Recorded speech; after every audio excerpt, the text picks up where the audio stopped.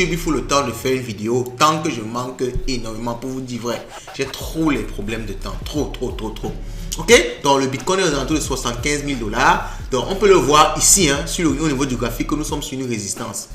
Sur un support autant pour moi. On a cassé la résistance et on est en train de retester la résistance. Donc il y a deux cas quand on reteste une résistance comme ça. Soit on va casser fortement, on va revenir ici au niveau de l'ancienne résistance, ou alors on va rebondir après le retest ici pour aller chercher beaucoup plus haut. Ok, donc maintenant notre jeu ici sera de prendre un trade au niveau, n'est-ce pas, de cette résistance ici. Je vais vous donner le trade exact à la fin de la vidéo. Ok, donc on continue directement avec les liquidations. Vous savez que j'aime bien voir les liquidations pour voir un peu potentiellement dans quel sens le marché va se déplacer. Vous voyez que sur 24 heures, on a une grosse poche de liquidité sur les 74 500.